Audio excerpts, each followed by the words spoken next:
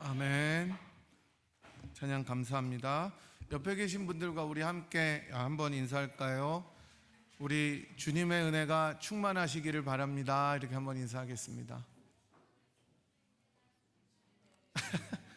네, 우리 유정자 집사님만 또랑또랑하게 하시고 나머지 분들은 그냥 자, 다시 한번 인사하겠습니다. 반갑습니다. 잘 오셨습니다. 이렇게 인사하겠습니다.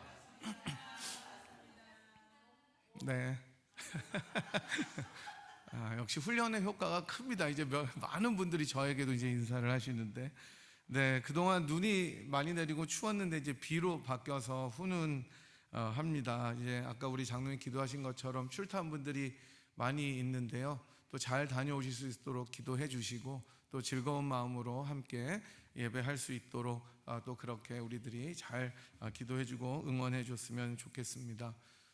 이 좀 전에 들은 찬양 제가 참 좋아하는데 뭐 제가 부탁한 건 아니고 이제 저희 집사람이 이제 우리 반주야 집사람이랑 얘기하셔서 한 건데, 제가 이 찬양 들으면서 생각이 난 게 이번 주에 저희 은사님, 그러니까 교회사 교수님인데 이제 웨스트민스터에 은퇴하시고 이제 3월이면 91세가 되는 교수님이 세 번째 암 수술을 받으시고 저쪽에 라이널 있는 그 서스퀘어나에 있는 리헵에서 회복 중이셔서 저 이제 동문회 임원들과 함께 병문안을 가서 이제 한국 학생들 이름으로 선물도 전달해드리고 기도하는 시간을 좀 가졌었습니다. 처음에는 전립선암이었고 두 번째는 대장암이었고 지금 이제 방광암인데 세 번 다 서바이브 하셨어요.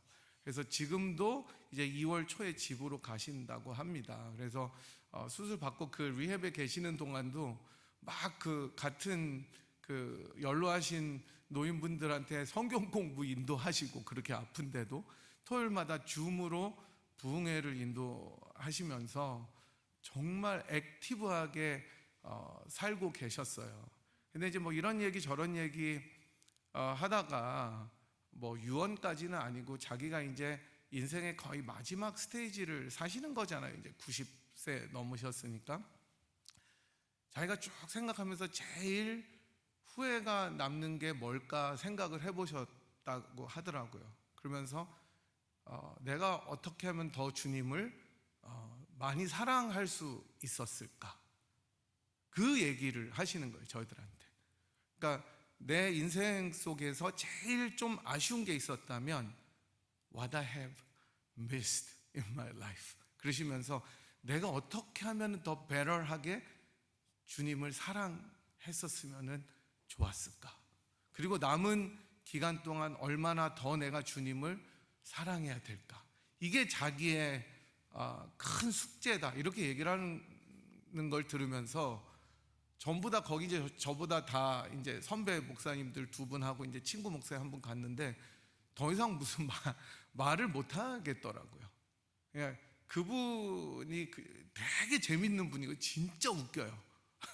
옛날에 이제 중세교회사 끝나고 종교개혁사로 넘어간다 그러면서 그때 아예 그냥 그 칼빈이 입었던 옷을 입고 막 들어오고 되게 코믹했던 분인데, 그게 자기의 고백이라고 얘기하면서 Brothers, pray for me, 이렇게 얘기해 주시다. 그렇게 살도록 기도해 달라 그러는데, 야, 진짜 기도를 못 하겠더라고요. 막 눈물이 나가지고. 그래서 아까 우리가 찬양 들었던 것처럼 우리가 주님을 떠날 때에도, 주님을 사랑하지 않을 때에도, 내가 주님을 심지어 등질 때에도 그래도 주님이 사랑하시는 그 사랑이 늘 우리와 동행한다는 것을 깨달으면서 우리 역시, 저는 그랬습니다. 더 주님을 사랑할 수 있도록 하나님 저를 붙들어 주세요. 이게 우리들의 인생의 제일 큰 목표인 것 같습니다. 그래서 주님을 더 즐거워하고 주님을 기뻐하고 주님을 더 사랑하는 인생이 우리들의 인생이 되어야 되지 않을까, 찬양 들으면서 그런 생각을 해보았습니다. 우리들은 지난 시간에 믿음의 여정 14번째 시간을 보았습니다. 세부대가 되게 하소서라는 제목으로 말씀을 살펴보았고요. 절대로 세부대가 될 수도 없었던 저희들을 그리스도의 보혈의 공로로 새로운 부대가 되게 하시고 그런 주님의 은혜를 감사해야 된다고 말씀드렸고요. 우리가 가지고 있는 낡은 부대, 옛 부대의 습관들이나 습성들이 어떤 것들이 있는지 살펴보았고 성령의 충만함으로 우리가 새 부대가 되어야 된다라는 것을 말씀드렸습니다. 이제 오늘은 누가복음 강의 15번째 시간, 벌써 15번째 시간인데요. 오늘은 읽지 못하였느냐라는 제목으로 말씀을 전하도록 하겠습니다. 여러분, 1592년부터 1598년까지 일본이 조선을 2번 침략한 전쟁을 뭐라고 하죠? 임진왜란. 다 아시는 거잖아요, 그죠? 다 아시는 임진왜란이라고 부릅니다. 이 굉장히 끔찍한 전쟁이었습니다. 그래서 일본에서는 이게 이제 자기들의 큰 승리라고 이야기를 하지만 어쨌든 우리나라가 일본한테 크게 잡아먹히지 않고 잘 버텨내서 나라를 유지했던 그런 전쟁이죠. 얼마 전에 한국에서 개봉한 영화 중에 노량이라는 영화가 있었는데 임진왜란의 가장 큰 영웅 중에 한 명인 이순신 장군의 노량해전을 다룬 영화였습니다. 3부작이었어요, 사실은. 그래서 명량, 한산, 노량 이렇게 다 크게 이긴 명량해전, 한산 대첩, 노량 대전, 해전 이렇게 3편으로 구성된 영화의 마지막 작품 노량해전에서 이순신 장군은 전사하게 되죠. 근데 사실은 이 일이 일어나기 전에, 임진왜란이 발발하기 한 해 전에 1591년 선조 24년에 일본의 정세를 살펴보기 위해서 사람들을 파견시킵니다, 왕이. 그래서 일본을 다녀온 황융길이라는 사람과 김성일이라는 사람은 각각 일본의 상황과 정세를 임금인 선조에게 보고하게 됩니다. 그래서 선조 수정실록 24년 3월 1일자에는 이렇게 기록이 되어 있다고 합니다. 황융길이 정사예요. 그러니까 이제 제일 대장이었고 김성일이 부사니까 그 다음이죠, 바이스죠. 그래서 황융길은 보고하기를 필시 병화가 있을 것입니다.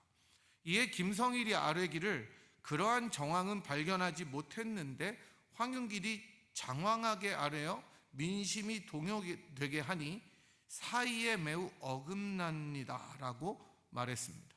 선조가 풍신수길이죠, 도요토미 히데요시가 어떻게 생겼던가 라고 물었다. 황융길이 아뢰기를 눈빛이 반짝반짝하여 담과 지략이 있는 사람인 듯 하였습니다 라고 했는데 김성일은 그의 눈은 쥐와 같으니 좋게 두려워할 위인이 못됩니다 이렇게 이야기했습니다. 둘이 같은 사람을 보았습니다. 같은 상황을 보았습니다. 같은 정세를 보았습니다. 같은 사람들을 만났습니다. 하지만 서로 느끼고 해석하는 것은 완전히 달랐던 것이었습니다.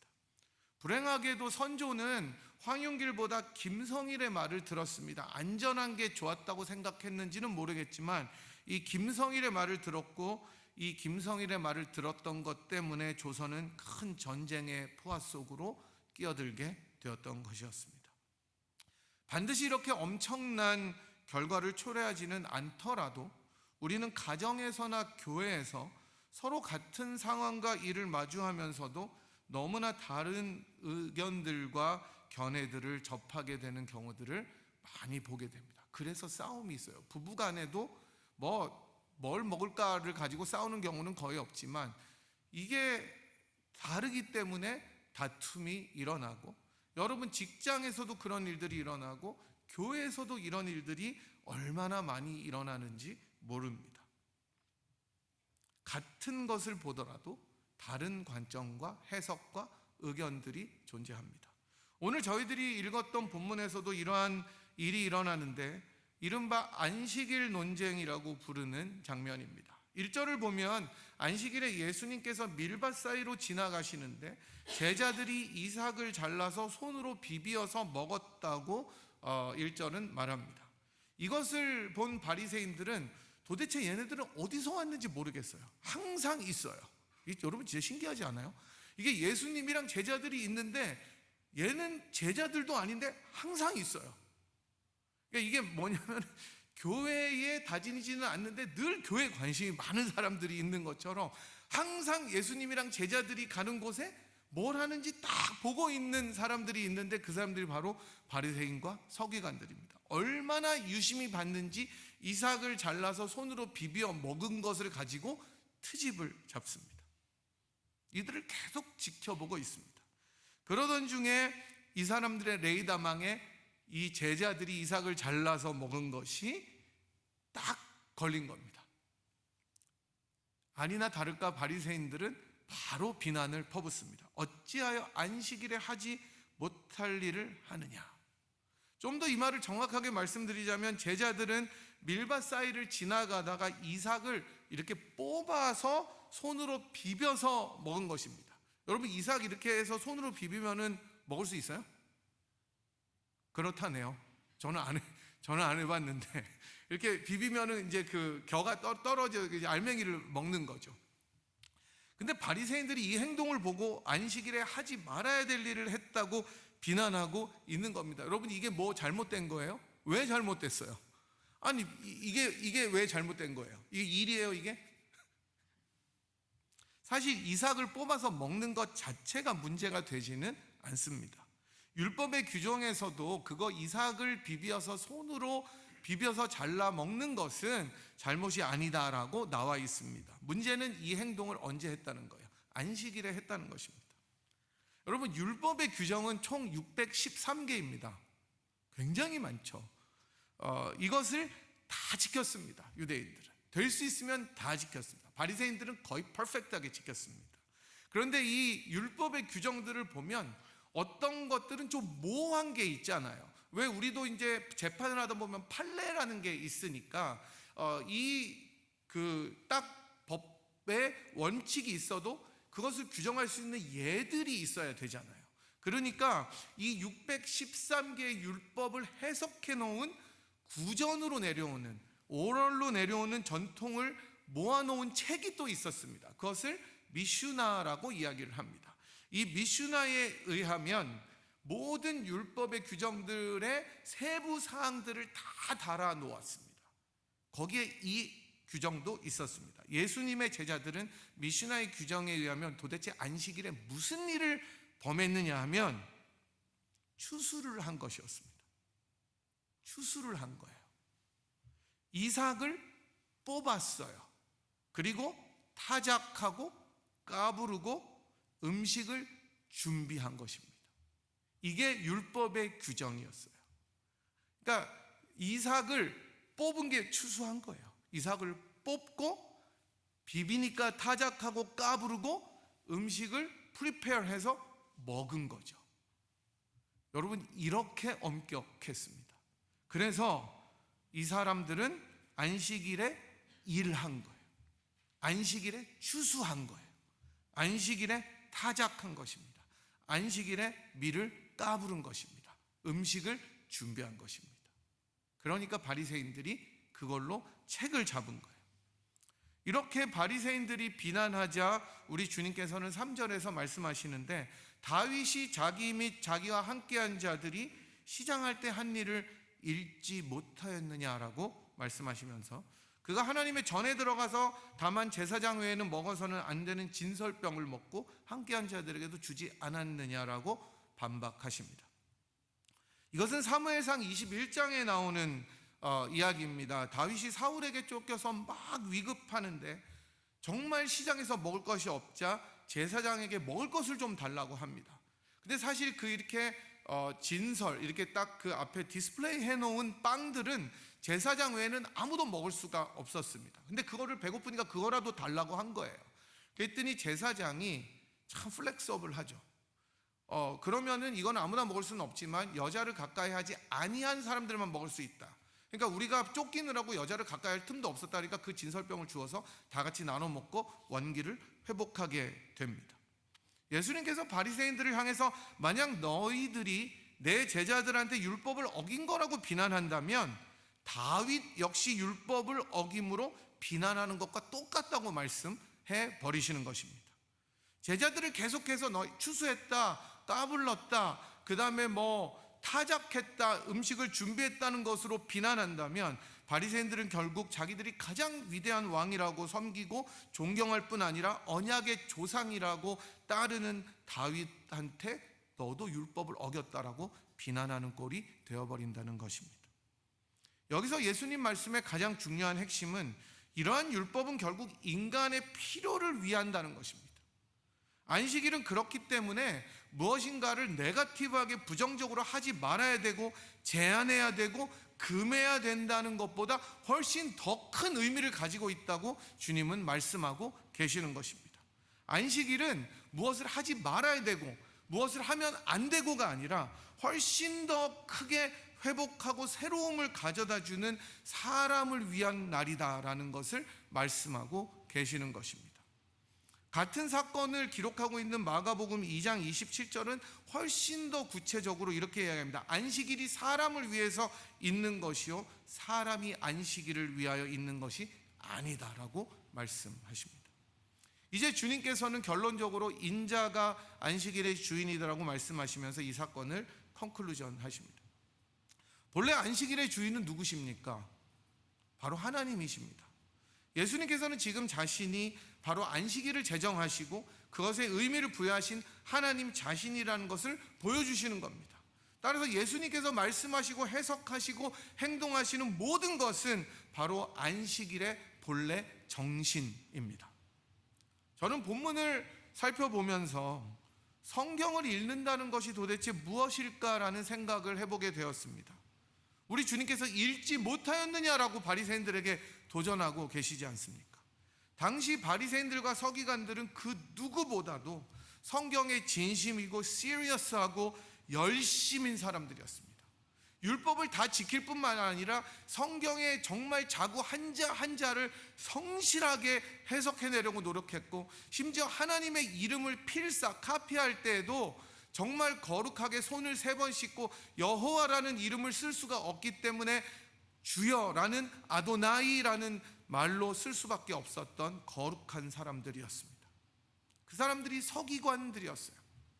지금의 우리와는 정말 비교도 되지 않을 정도로 큰 열정과 열심과 사랑으로 하나님의 말씀과 율법을 대하고 준수했던 사람들이었습니다. 저희 구약 교수님 가운데 일반 대학 하버드에서 고대 근동을 박사과정을 공부할 때 거기 유명한 유대인 교수님이 계셨었대요. 근데 미국 학생들 보면 되게 캐주얼 하잖아요. 이렇게 그 수업 시간에 사과도 먹고 주스도 마시고 껌도 씹고 그러잖아요. 근데 이제 구약 그 토라를 배우는 시간이 있어서 PhD 세미나를 하는데 어느 그 미국 학생이 다리를 꼬고 사과를 먹고 있었대요. 근데 진짜 분필인지 뭘 하나 확 집어던지면서 그 유대인 랍비였던 선생님이 너 나가라 그러더래요. 너 이런 자세로 토라를 배우지 말라고. 어디서 네가 지금 여기서 다리를 꼬고 앉아가지고 사과를 진짜 그야말로 처먹고 있냐고. 그래가지고 정말 긴장했다고 합니다. 그분은 은퇴하고 지금 이스라엘로 돌아갔어요. 저도 이제 제임스 쿠글이라는 그 유명한 학자의 책들을 많이 읽었는데 그 정도로 아직도 헌신된 사람들이 많이 있습니다. 만약 우리에게 이렇게 하라고 하면 우리 중에 그 누구라도 이 정도로 잘하지는 못할 것 같습니다. 그래서 우리 주님께서도 너희들이 만약에 천국에 들어가려면 바리새인들의 의보다 더 의로워야 된다고 말씀하셨을 때 제자들이 깜짝 놀라서 도대체 그러면 누가 천국에 들어갈 수 있겠느냐고 물어볼 수밖에 없을 정도로 바리새인들은 의로운 사람들이었습니다. 이들의 신앙과 열심과 성경에 대한 해석은 놀랍도록 정교하고 거룩한 것이었습니다. 하지만 오늘 본문에서 우리 주님께서는 도리어 이들에게 너희들은 성경을 바로 읽지 못한다라고 지적하시는 것과 다름없이 말씀하고 계십니다. 아무리 성경을 많이 읽고 그 속에서 하나님의 뜻을 따르려고 최선을 다하지만 가장 중요한 것을 놓치고 있었기 때문이었습니다. 정말 하나님이 원하시는 것, 정말 하나님께서 바라시는 것, 정말 하나님께서 의도하시고 목적하신 것이 무엇인지 생각하는 것보다 어떻게 하면 내가 무엇을 더 잘해낼 수 있을까? 어떻게 하면 더 열심히 이것들을 이뤄낼 수 있을까를 생각했기 때문에 가장 중요한 포인트를 놓치고 있는 것입니다. 미가 선지를 통해서 하나님께서 이스라엘 백성에게 말씀하시는 것은 어쩌면 핵심이었을 수 있는데, 그 중요한 말씀에 기반해서 말씀을 읽기보다 자신의 방식대로 성경을 읽고 자신의 방식대로 적용하고 그렇게 살아냈기 때문에 예수님께 큰 지적을 받고 있는 것입니다. 미가서 6장 6절에서 8절은 우리가 너무나 잘 아는 말씀입니다. 이렇게 읽고 있습니다. 내가 무엇을 가지고 여호와 앞에 나아가며 높으신 하나님께 경배할까? 내가 번제물로 1년 된 송아지를 가지고 그 앞에 나아갈까? 여호와께서 천천의 수량이나 만만의 강물 같은 기름을 기뻐하실까? 내 허물을 위하여 내 맏아들을 내 영혼의 죄로 말미암아 내 몸에 열매를 드릴까? 사람아, 주께서 선한 것이 무엇임을 내게 보이셨나니 여호와께서 내게 구하시는 것은 오직 정의를 행하며 인자를 사랑하며 겸손하게 내 하나님과 함께 행하는 것이 아니냐. 여러분, 아무리 수많은 제사와 규례를 드리고 진짜 1,000번제 1만 번제를 드리고 여기 말씀에 나오는 것처럼 내 허물을 위해서 내 자식을 드리고 내 영혼의 죄 때문에 내 몸에 열매를 드릴지라도 하나님이 그것보다 더 기뻐하시는 건 무엇입니까? 하나님과 동행하는 거예요. 하나님의 마음을 알아서 그 하나님의 마음을 흡족하게 해드리는 것입니다. 정의를 행하는 것입니다. 사람을 사랑하는 것입니다. 이게 가장 중요한 것이라고 이야기하는데, 바리새인과 서기관들은 그야말로 자기들만의 방식으로 성경을 읽은 것입니다. 그렇기 때문에 뒤이어 나오는 예수님께서 오른손 마른 자를 안식일에 고치실 때에도 이 일을 하는 것으로 간주하고 옳지 않다고 여길 수밖에 없었던 것입니다. 오늘 본문은 결국은 안식일에 우리들이 해야 될 일, 하지 말아야 될 일에 대해서 시작된 논쟁을 다루지만 결국 하나님의 뜻과 정신을 어떻게 알고 적용하는 데 대한 문제가 그 핵심에 있다는 것을 알려줍니다. 저는 오늘 본문을 보면서 우리들의 성경 읽기에 대해서 우리가 한번 생각해 보았으면 좋겠습니다. 여러분은 어떤 마음으로 하나님의 말씀을 대하십니까? 또 어떤 마음으로 성경을 읽으십니까? 예배에 나오시면서 어떤 마음과 태도와 자세로 하나님의 말씀 앞에 서십니까? 누가는 자신의 복음서 전체를 통해서 이 성경을 올바로 해석하고 올바른 의미를 깨닫게 되는 것은 우리 주님께 달려있다고 말씀해 줍니다. 그리고 그 주님께서 이 성경을 어떻게 해석하셨는지를 계속해서 누가복음을 통해서 알려줍니다. 누가에 따르면 성경은 그리스도에 관한 책입니다. 누가복음의 가장 끝 24장에 보면 두 제자들의 이야기가 나오는데 그들은 어디로 가고 있습니까? 엠마오로 가고 있습니다. 이들에게 주님께서 말씀을 풀어주십니다. 우리 주님께서 이들에게 말씀을 풀어주실 때 이들의 마음은 어떻게 됩니까? 마음이 뜨거워집니다. 눈이 열려지고 심령이 열려지고 마음이 뜨거워집니다. 올바른 성경의 말씀을 깨달을 때 이런 현상이 일어납니다. 그야말로 우리가 흔히 하는 말로 은혜를 받는 것입니다. 그리스도를 발견할 때, 올바른 성경의 해석을 접할 때 마음이 뜨거워질 수밖에 없는 것입니다. 우리 주님께서 모든 율법과 선지자와 시편은 바로 나를 가리키는 것이다, 자신을 가리키는 것이라고 말씀하셨습니다. 성경은 그리스도 중심적인 책이라는 것입니다. 다시 말씀드리면 우리는 성경을 읽으면서 예수님을 발견해야 됩니다. 성경에서 내가 원하는 것, 읽고 싶고 뽑고 싶은 것을 골라내는 것이 아니라, 우리들이 사랑하는 말 있죠. 내 시장은 미약하였으나 나중은 창대하리라. 가게마다 없는 데가 없어요. 세탁소건 델리건, 그죠? 어디건 다 붙어 있습니다. 사랑하는 자여 내 영혼이 잘된 같이 범사에 잘되기를 간구하노라. 이런 거 다 우리들이 좋은 말씀이지만 다 맥락이 있습니다.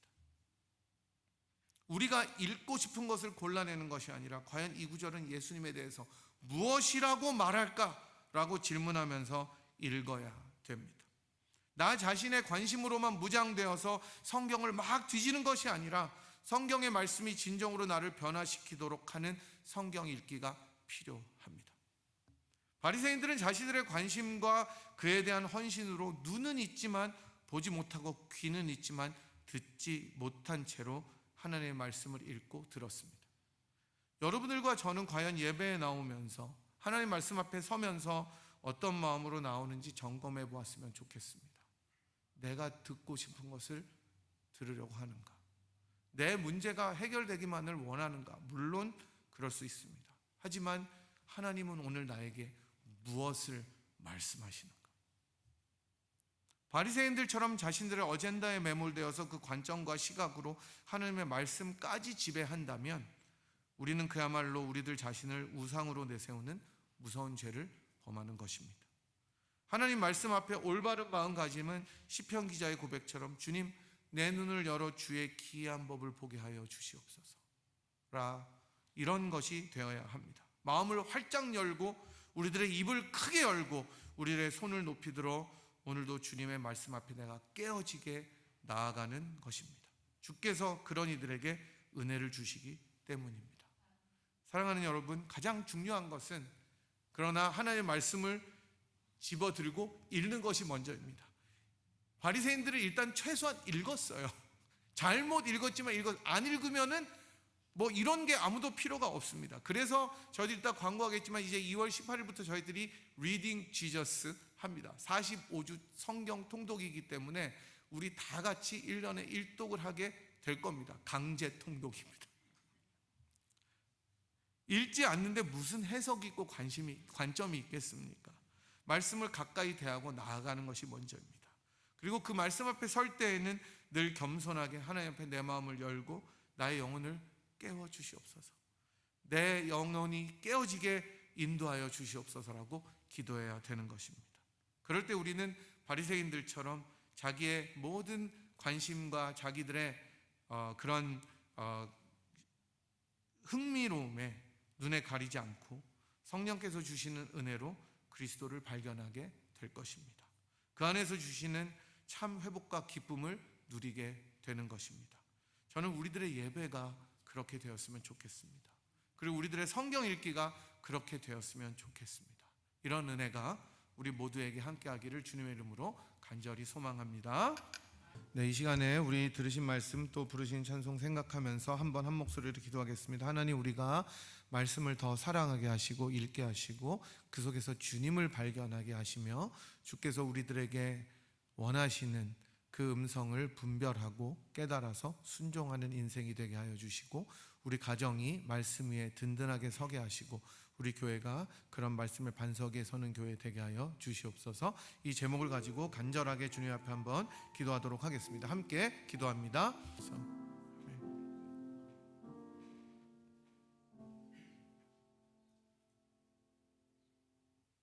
하나님 아버지, 감사합니다. 오늘은 저희들이 누가복음을 통하여 정말로 우리들의 성경 읽기 방식에 대해서 다시 한번 생각해 보았습니다.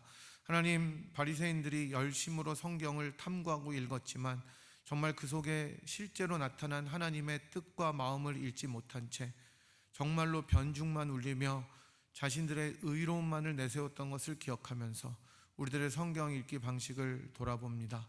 우리들의 관심과 우리들의 흥미로만 성경을 읽었다면 용서하여 주시옵시고 그 속에서 살아계신 예수 그리스도를 발견하고 참 하나님의 음성을 분별하는 성경 읽기로 저희들이 우리들의 읽기 방식을 변할 수 있도록 인도하여 주시기를 원합니다. 저희들의 힘으로 할 수 없사오니 성령 하나님께서 우리들의 눈과 마음을 열어 주의 기이한 법을 보게 하여 주시옵시고 주의 말씀이 정말로 꿀보다 더 달다는 시편 기자의 고백처럼 우리들의 말씀을 읽을 때마다 하나님의 기이한 법을 발견하고 또 그 법을 순종할 수 있는 사람으로 살아나갈 수 있도록 그런 가정과 교회가 되도록 은총을 베풀어 주시옵소서.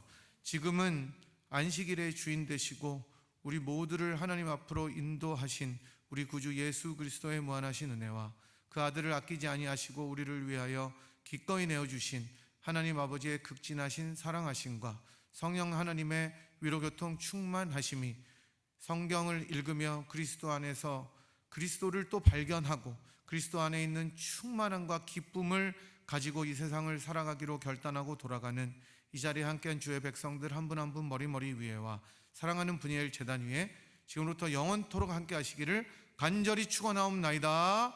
아멘.